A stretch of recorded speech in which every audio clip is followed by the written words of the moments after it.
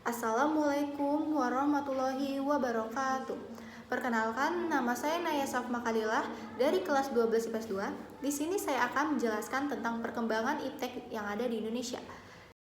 Iptek adalah ilmu pengetahuan Suatu dan sumber teknologi, informasi yaitu yang dapat meningkatkan pengetahuan ataupun wawasan seseorang di bidang teknologi. Iptek dapat juga dikatakan sebagai segala sesuatu yang berhubungan dengan teknologi, baik itu penemuan yang baru ataupun yang bersangkutan dengan teknologi ataupun perkembangan di bidang teknologi itu sendiri. Selanjutnya ada pengaruh positif dan negatif dari kemajuan iptek Yang pertama, di dalam bidang ekonomi. Pengaruh positifnya yaitu 1. Pertumbuhan ekonomi yang semakin tinggi di semua daerah atau wilayah negara kesatuan Republik Indonesia. 2. Terjadinya industrialisasi di beberapa wilayah yang memiliki sumber daya alam sehingga menciptakan lapangan kerja bagi masyarakat sekitar. Ketiga, produktivitas dunia industri semakin meningkat. Dan keempat, persaingan dalam dunia kerja sehingga para pekerja menuntut untuk selalu menambah skill dan pengetahuan yang dimiliki. Pengaruh negatifnya yaitu 1. Terjadi pengangguran bagi tenaga kerja yang tidak mempunyai kualifikasi yang sesuai dengan yang dibutuhkan. 2. Meningkatnya sifat konsumtif.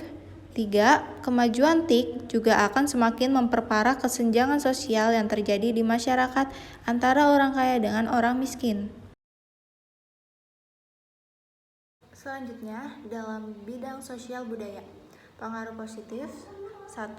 Meningkatkan kesejahteraan masyarakat dengan meningkatkan penggunaan iptek dalam memproduksi potensi daerah setempat. 2. Dengan adanya iptek, kebutuhan hidup dapat tercapai dengan mudah, misalnya dengan jual beli online. 3. Hubungan sosial antara masyarakat yang berbeda, suku bangsa, agama, budaya, dan daerah dapat berlangsung di mana saja dan kapan saja dengan memanfaatkan sosial media seperti email, WhatsApp, Facebook, Instagram, Line, dan lain-lain. Pengaruh negatifnya, adanya perubahan tata nilai kehidupan dalam masyarakat, antara lain cara orang bekerja, gaya hidup, dan tata nilai masyarakat. 2. Meningkatkan kenakalan dan kriminalitas. 3. Adanya kesenjangan sosial. Yang terakhir yaitu bidang pendidikan. 1. Pengaruh positifnya, pembelajaran jarak jauh dengan kemajuan teknologi, proses pembelajaran tidak harus mempertemukan siswa dengan guru, tetapi bisa juga menggunakan jasa internet. 2. Munculnya media massa, khususnya media elektronik, sebagai sumber ilmu pusat pendidikan. 3. Munculnya metode-metode pembelajaran yang baru yang memudahkan siswa dan guru dalam proses pembelajaran. Dan yang terakhir, teknologi menawarkan media audiovisual yang interaktif pada proses pembelajaran. Pengaruh negatifnya, 1. Penyalahgunaan teknologi. Yang lainnya adalah pengetahuan yang melakukan tindak kriminal atau tidak dibenarkan. 2. Menurunkan motivasi dan prestasi belajar serta berkurangnya jumlah jam belajar karena dipakai untuk bermain game.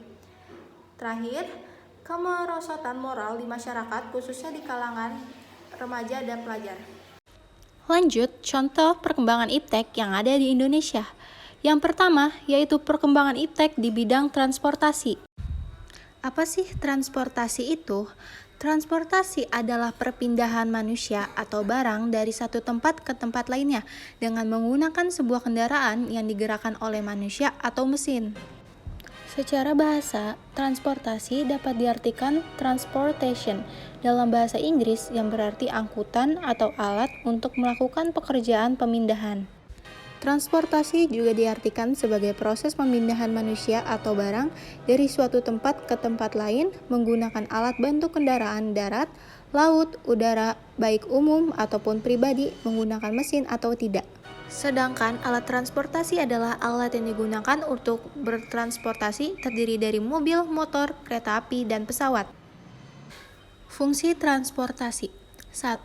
Membantu pertumbuhan ekonomi dan perkembangan pembangunan suatu daerah atau negara.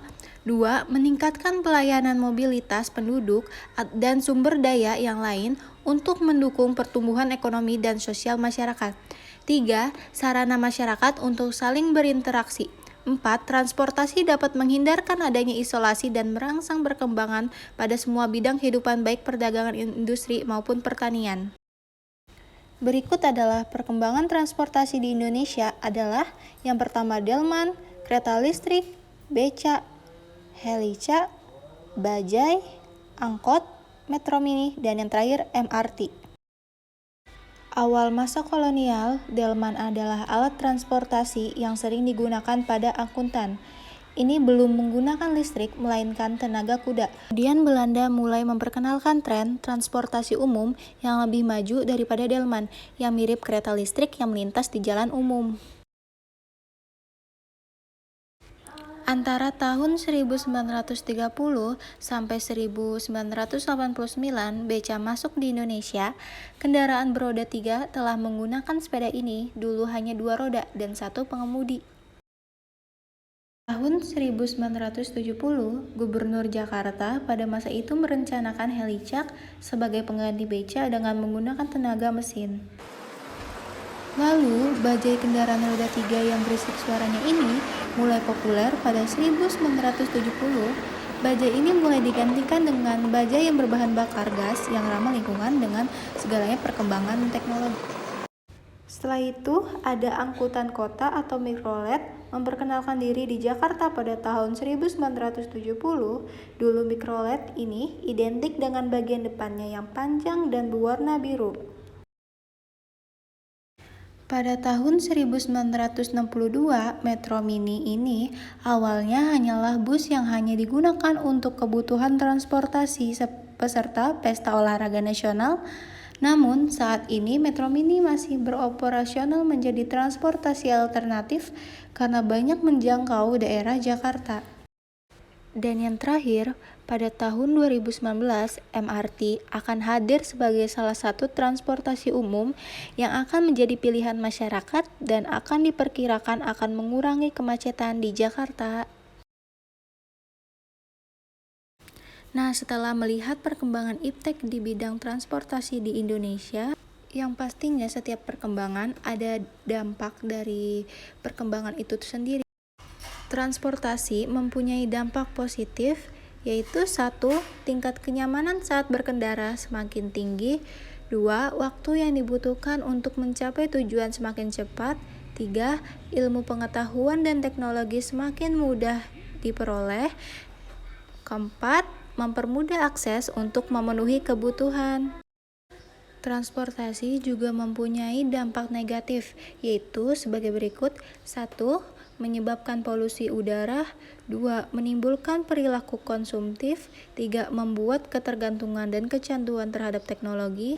Dan yang terakhir, menyebabkan kemacetan di jalan raya. Contoh perkembangan iptek tidak hanya di bidang transportasi loh, ada juga di bidang komunikasi.